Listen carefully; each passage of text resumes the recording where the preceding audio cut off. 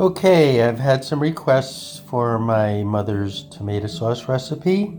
Very simple, very pure. Note that there's 3 cans. You got to do at least 3. If you're going to do 4, you would add an extra crushed. If you're going to do 5, you would add an extra puree. If you're going to do 6, do one of each. But you see, we get San Marzano whole peeled tomatoes. This is really the kicker. You're going to get those whole tomatoes. They have the seeds in them. Believe it or not, there's lots of flavor in the seeds. So you have to have one of those. Then you're going to have crushed tomatoes. And then you're going to have the puree. And always get one, I usually make it the puree, that has a top like this. So if you're using a top like this, you'll see why, as I do the technique, why you want to have at least one with a cover like that. Okay, the other ingredients is garlic. Now, just wanted to show you how much garlic should you use. I would say 2 cloves for each can, but you never know. You're going to get, that's 1 clove that breaks in half. This is one big giant one. This one is obviously tiny. You've got to use about that much garlic. So, depends how big the cloves are, right? So if the cloves are the normal size that you usually see a clove, you're going to do 2 of these. So kind of estimate that. Then you're going to need a quarter of an onion for 3 cans. Some people like a little more onion. And then only because I like to make it a meat sauce, but just for flavor, I'm going to simmer some of these sausage. And of course, you always want to get mild Italian unless you like hot sausages. And you can see I'm going to cut these into 3s, and then we're going to estimate how much you put in for each can. So it's going to be based on 3 cans, these recipes. And then you would add accordingly. Okay, just a little side trick. When you're going to take the skin off of garlic, you always leave it exactly as it is with that thing on the end there. Don't cut that off first before you do this. And you're just going to slap it, and you'll find that it comes off easily. On one hand to do this, and I still was able to do it. Now when you're cutting the garlic, you're going to leave that end there, and what you're going to do is you're going to slice it right down, but don't go all the way to the end. Then you're going to run your knife sideways into it this way, and then you're just going to chop, and you get a nice diced garlic. Now some people just like to slice the garlic, especially if you've seen Goodfellas. You want to slice it very thin. Not really the best way to do it. You want to have more of a diced garlic, or even if you're going to slice it, slice large slices. It'll give it much better flavor. So you see, when you do it this way, you end up with that end piece that you're going to throw away, and you're able to kind of mince it pretty finely. Okay, so I just wanted you to see how much olive oil that is. That's going to eventually go in the pan. It's probably a quarter of a cup.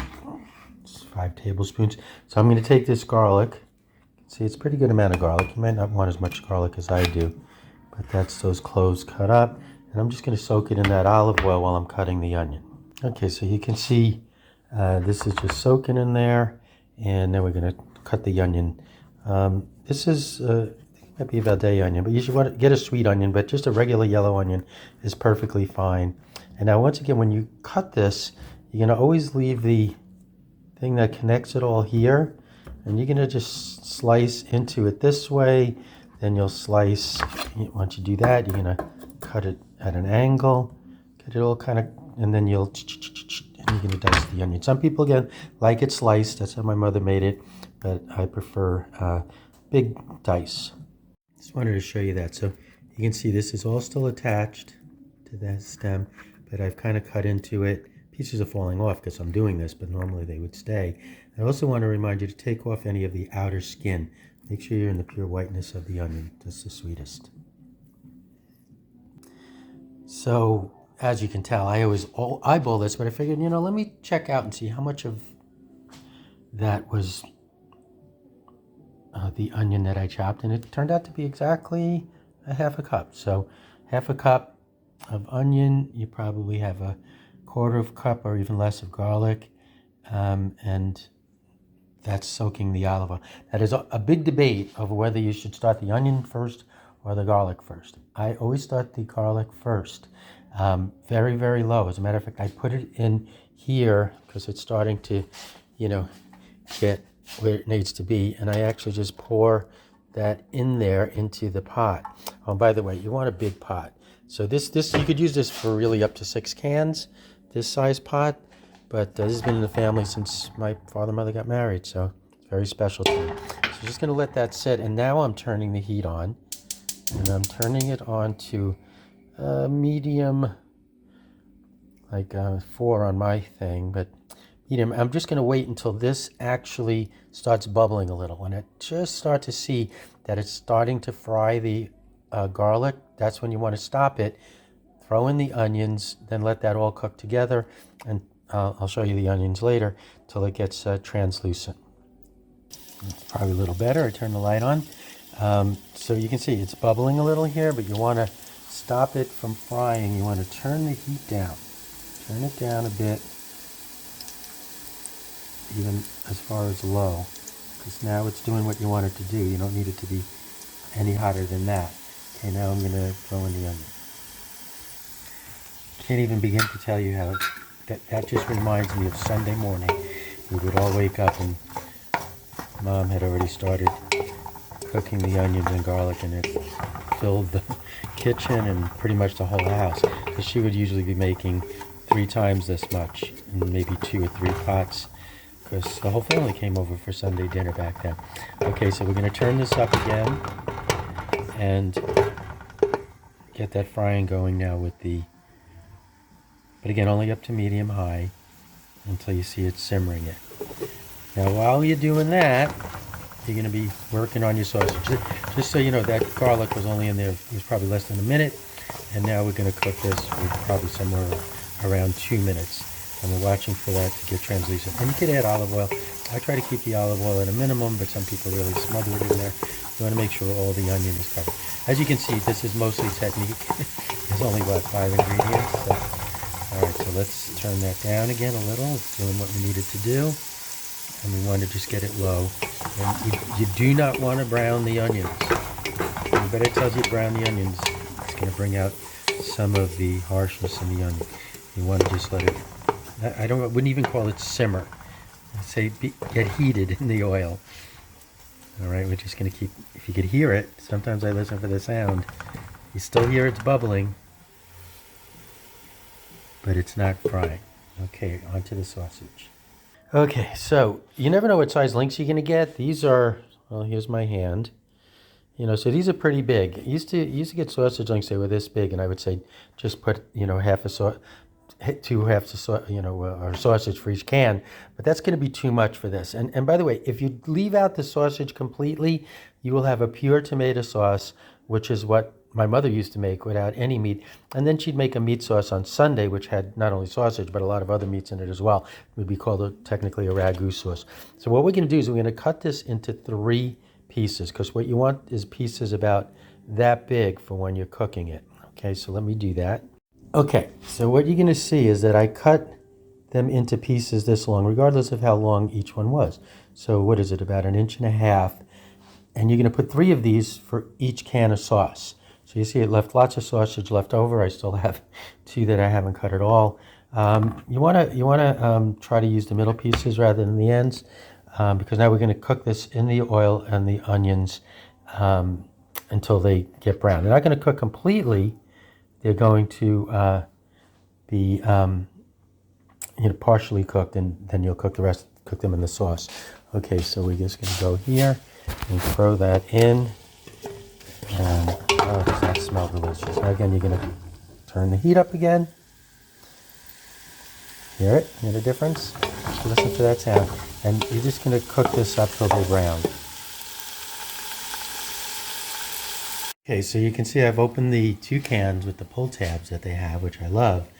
This third one, I used one of those can openers where it actually lets you lift off the can, the cover. And the reason you're going to want that is because you're going to use, you don't want to leave anything in there. So you're going to use this can to shake it up with water. You'll put water in this one, Put water in this one, switch it around, put it all in there, and then you shake it up with the cover, snap back on the top to get it get as much of that sauce out as you can. You can use probably for 3 cans, you want to use maybe half a cup of water at most, but it'll be rich enough that water will cook off anyway. Oh, and I mentioned this, on the San Marzano style plum tomatoes, the whole peeled tomatoes, those you're going to put in the blender and puree them just for about 30 seconds. So you're really going to have 2 purees, but one made from the whole tomato with the seeds. I just want you to see the beautiful plum tomatoes. My people would ask if my mother used fresh tomatoes because it was fresh Italian tomato sauce, and the answer was always no. You need the imported plum tomatoes from San Marzano, or you're never going to have the same flavor. And this is the only way we can get them. You just can't grow them here. I think people have tried and failed. But we're going to blend this just for about 30 seconds on puree. Okay, it was more like 15 seconds. So you see it comes nice and creamy, and you're going to now put that first in the sauce. In the pan. I just wanted you to see the sausage. You can see there's still some uncooked portions in there, which is fine because it's going to cook for 3.5 hours. And this is mainly to get the flavor. You want all the flavor in the sausage to come out into the sauce. Some people just throw the sausage out because there's no flavor to it, but I kind of like it, so we do serve it with the tomato sauce when we serve it. Okay, so I'm going to put the first in here. Okay, and just give it a stir. And then I'm just going to pour those other 2 cans. I'm going to put some water in the blender first, then in the first can, then in the second can, and then into the one I can put the top. Shake it up, and pour that about half a cup of water in here with the sauce. People also always ask me, what about the concentrated sauce? I can't even forget what it's called, but we don't use that because you see the puree actually has that thickness, and this is going to cook down considerably. So you can see the different textures of the 3 different sauces that are in there. It actually makes a design in it, but eventually it's going to all cook together. Now what we're going to do in here is we're going to put a big bay leaf in, dried bay leaf, for each can of sauce. So again, that's really the only herbs that you're putting in here. Some people will be tempted to want to put Italian seasoning or garlic powder. That's what ruins it. You need to leave it pure. The only herb you're going to put in here. You could always, oh, by the way, you could always add that later. Like if you want to make a pizza sauce, you're going to take a small pot of this and heat it up with Italian seasoning, and you got pizza sauce. So there's always things you could do with this. You can mix this with fish, even though it has the meat in it. That's why my mother used to make it without the meat, because she didn't like to mix meat and fish together. And we would have this tomato sauce on a Friday with shrimp or lobster or scungili. Look it up, Scungili. Or even galamad. Now you see what it's doing here? It's bubbling. Once it starts bubbling and throws up that heat, you want to turn it down. It's exactly what you want it to be doing. And we're going to have to throw the bay leaves in here quick, but you're going to let it, really it's called cooking it down to thicken this sauce. And I'll show you another little technique as we get closer to being finished.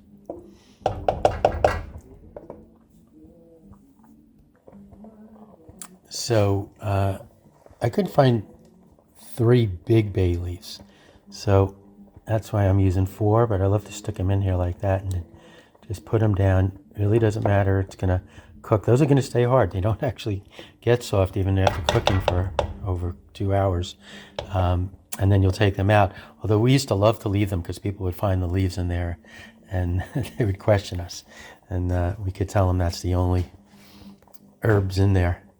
Okay, so here's the technique I was talking to you about. It's only been cooking for a few minutes, but already you can see that some of the sauce is sticking to the sides. More and more of that's going to happen.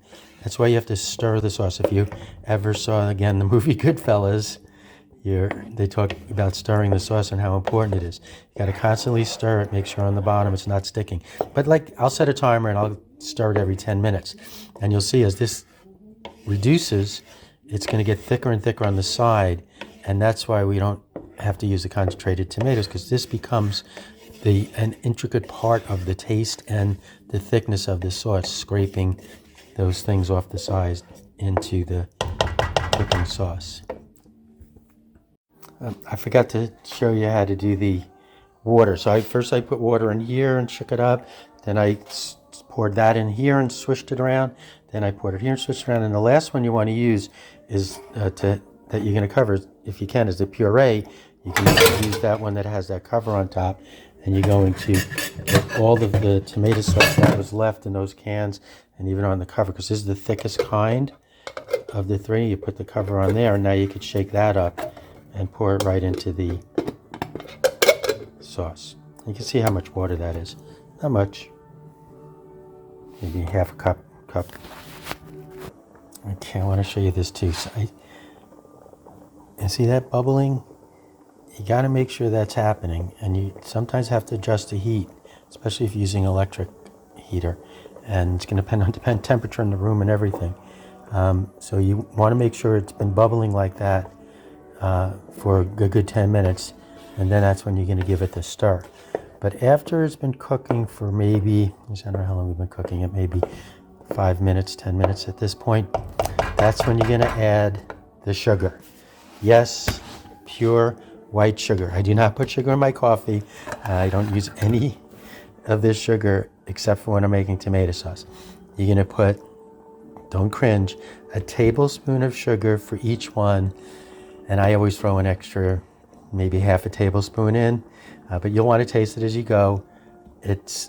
Some people put wine, and again, that's the sugar that they'll put in there. It changes the taste. This just gives it a pure sauce taste, but it has the sweetness that you need to counteract the acidity. So I'm not going to even show you this, but it is a tablespoon for each can.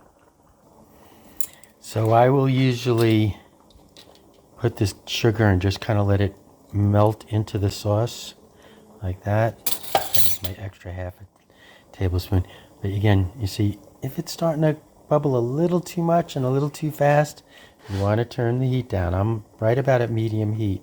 So I'm going to be fluctuating between medium and low for the, I taste it to know when it's done, but you got to figure at least an hour and a half, 2 hours, and you're going to be turning the heat down each time, because as this gets thicker, you're going to see it's going to bubble differently, and you want to make sure that it's, there goes the sugar. It's gone. So that gives it the opportunity to melt the way it's supposed to, supposedly, and then you would just stir it all through.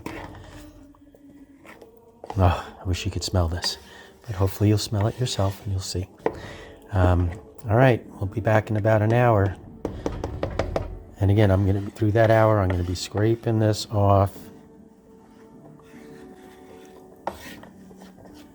and mixing it into the sauce.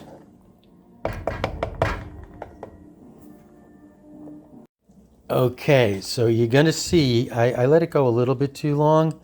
I set the timing, stop that, for 15 minutes. Probably should have done for 10. So you see it's bubbling.